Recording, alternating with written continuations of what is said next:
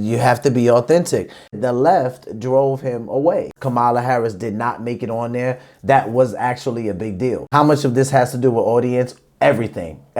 Joe Rogan has the biggest podcast in the world. You can tell based on analytics who's listening to them. We rather just get it from a platform that is going to tell the truth and be raw about it. Mainstream media lies a lot, and we're not stupid.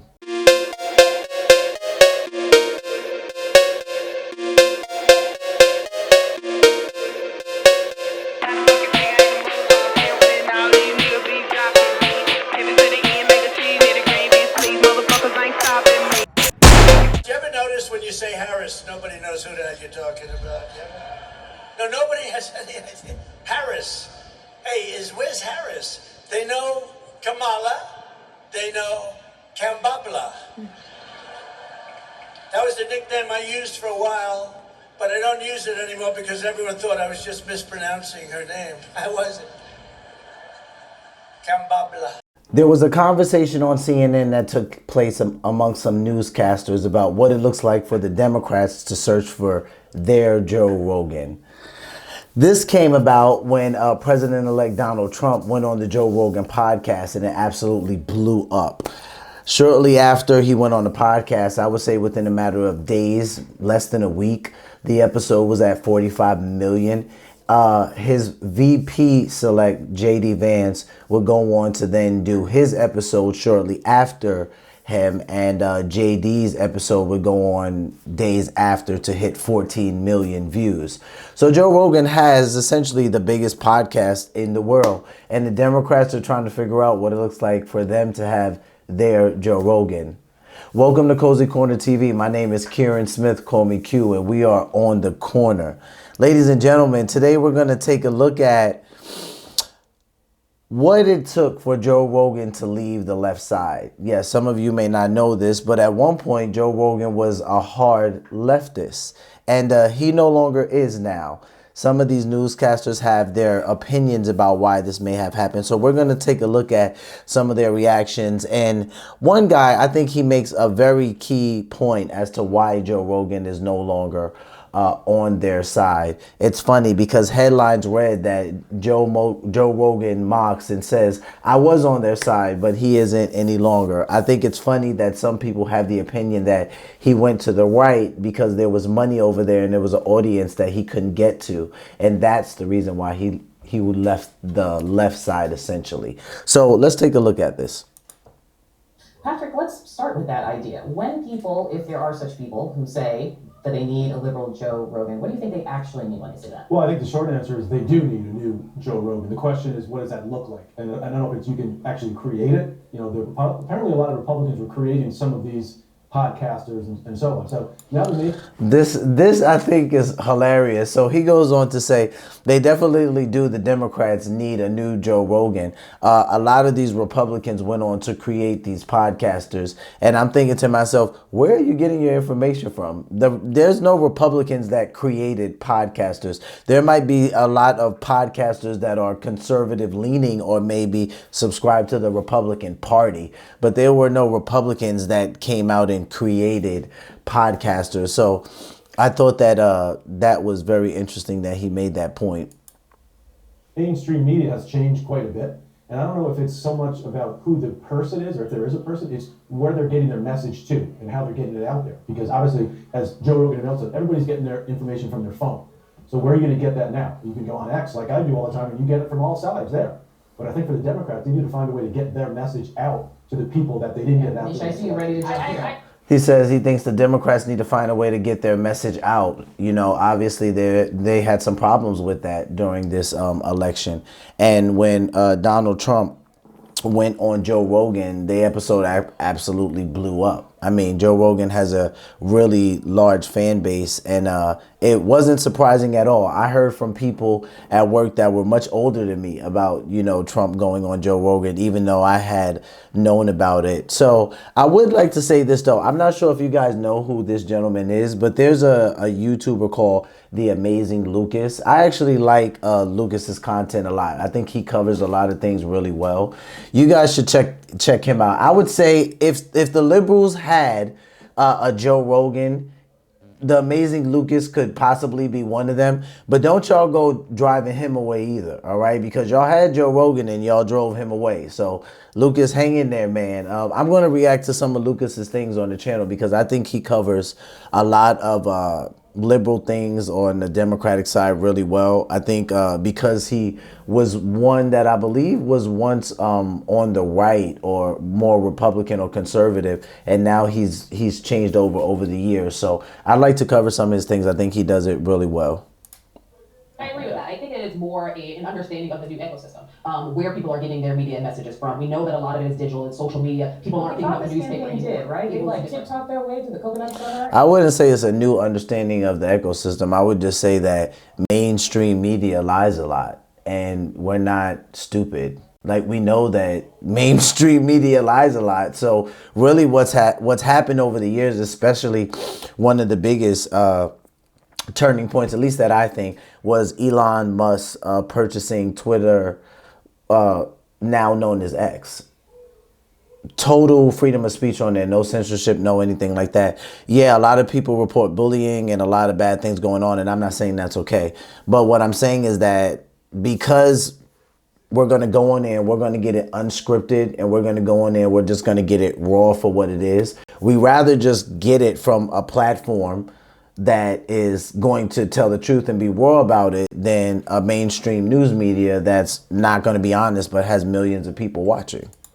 And no idea about coconuts. I think that it was a misreading of the electorate, but also a misreading of where people are getting their information. But in addition to that, it is not one person. I think that, Joe Rogan has had more lives than cats when it comes to changing it up. I grew up seeing Joe Rogan, have people eat testicles of animals and crawl through the darkness when he was doing Fear Factor. Then he did MMA, now he's doing this. The man he shapeshifts a lot. That's not necessarily what is the thing that's bringing people in. What Democrats have to do is figure out ways in which they can get to the podcast that they're... So she's saying over the years, Joe Rogan has shapeshifted a lot. Like, she's seen him, have people eat the testicles of animals when he was doing Fear Factor, and just bringing up all this stuff as to that's one of the reasons why he's been able to get so many people, but not the reason why. People are listening to. That means your younger voters, your people of color voters, they're getting a lot of information from things that are not, unfortunately, shows like ours right now. That are not shows of the competitors either. You have to find a way to break through that. And I think that for Democrats largely... So we're getting a lot of information that are not from shows like CNN right now, or not even from shows from their competitors. We're getting a lot of our information from certain platforms, and they're probably targeting generations, to kind of give them some slack here. They're probably pointing more towards millennials and Gen Z, where we're getting our information from, and they're seeing us go to X to get information, and they're seeing us look at news media that's not so mainstream, and they see that we pay attention to a lot of podcasts. They have millions and millions and millions of subscribers and followers, and you can tell based on analytics who's listening to them. So they can see that a lot of the younger generations, millennial and Gen Z, that we're not getting a lot of our information from mainstream media. So their investments have been in ad buys and campaigns that are focused on media that the young people, the diverse voter, just aren't in anymore. I think Democrats need to find a message first. What is their message to voters? I don't understand. Do they want to be the far left? Do they want to be moderate? Where do they want to land? I mean, it's and that's a great point when he says, I think Democrats need to find their message. Do they want to be the far left? Like, what is the message that the Democrats are trying to bring to the table? I can honestly say, not so much that it was completely lost this election, but it wasn't the best job done. Let's say that.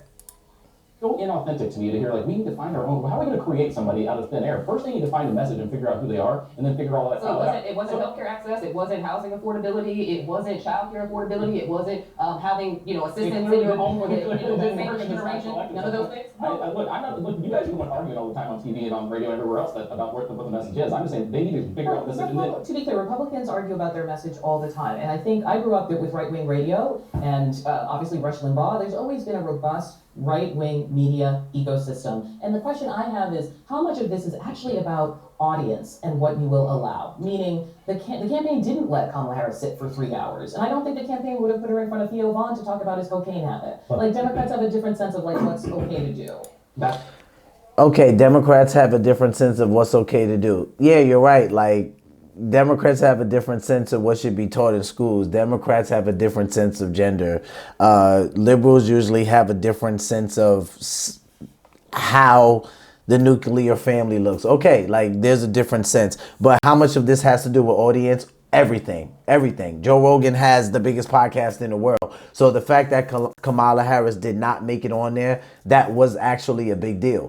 The fact that Trump and JD Vance made it on there, that was actually a big deal. And we can see that that's how out of touch mainstream media is with something like podcasting, or where the last two generations are getting their information from. You know, when she says that they're not going to let Kamala Harris sit on something for 3 hours, or they're not going to let her go on somewhere and talk about someone's cocaine habit. But this is how you get authenticity. This is how you get the realness out of somebody. This is how you see how people react to situations and different life circumstances. So the fact that she didn't go sit with Joe Rogan for 3 hours actually made a huge impact on her campaign. That's what people wanted to see, because they know the kind of conversations that Joe Rogan has. He's going to sit down and he's going to have a real conversation with you. You guys are just going to talk. So your authentic self has to come out at some point, sitting with the person for that length of time. That's actually precisely the point. However, Bernie Sanders had no problem going on Joe Rogan years ago when Joe Rogan endorsed him. Yep. I've been on Rogan's show 3 times. I've probably heard over 100 hours of it in the past decade. A decade ago, Joe Rogan was a Bernie Sanders supporter who would get emotional talking about how important it is to legalize marijuana, who would get emotional talking about how important it is to get Christianity out of politics, in particular on the abortion issue, who had a host of left-wing opinions, including about healthcare, and liberals drove him away. So Coleman Hughes, he's actually, I know he's been a fan of Joe Rogan for some time, and I know he's talked about him before, and he's saying that there were lots of issues that are important on the left right now that at one point in time, Joe Rogan would vehemently get emotional about these issues. And he just said it. He said the left drove him away.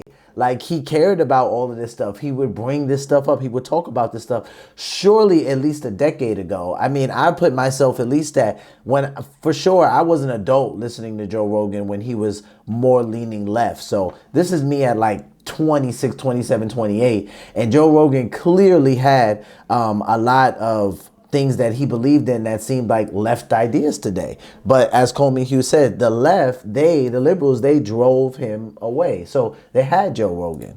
By calling him a racist, unearthing jokes he made, calling him a misogynist, really with no evidence. When you make racist jokes about people of color, people calling you racist is likely going to happen. Calling him transphobic because he didn't like seeing Fallon Fox beating up. So she tries to kind of defend it and say, well, you know, when you make racist comments, you're going to be called racist. That kind of comes with it. But, you know, he says that Coleman Hughes says comedians make jokes all of the time. But he's like, even calling him transphobic because he didn't like, you know, the Fallon Fox fight. So for some of you that may not be familiar with that at this point, Fallon Fox was a transgendered woman who I believe is got a chance to fight in the UFC, like in the women's sports of UFC. I'll double check that, but that basically she won the fight. I can't remember if she took a title or not, but Joe Rogan was not happy about that. And at this point, I wouldn't say that he was leaning really far right, but, you know, maybe like coming a little bit away from the left. Not even so much. He kind of was just expressing the fact that he didn't like the fact that a transgender woman was allowed to play in this type of sport with a biological woman. Like that, you know, he was expressing it, and because of that, they really came for him. Like the left came for him, and they called him transphobic and said Joe Rogan said all these hateful comments. And I remember it was almost this big thing, and then it wasn't. But yeah, essentially, they drove him away. That also used to be a left-wing opinion. To be against vaccines like 20 years ago. Again, yep, so that was a left-wing opinion. It hasn't shapeshifted very much to your point. The Democratic Party has shapeshifted and driven him away and alienated his followers. I think what he ended up seeing was an American political sphere that shifted, and he found ways. He's a lot smarter than people give him credit for. He found ways to walk into where those people were. Yes, he was a proud, ultra leftist, and then he became a proud person on the right, largely because he saw shifting towards the right, and that's where his money and his audience could come from. He shifted because. So she's saying largely the reason why Joe Rogan shifted, he's smarter than people give him credit for, is that he saw a space there that he could step into, and he saw money there. So that's the reason why he really went from being a far leftist to a far right. Okay, that's why it was, because he didn't already have money when he was on the left, so he had to come to the right to make money or more money. Okay.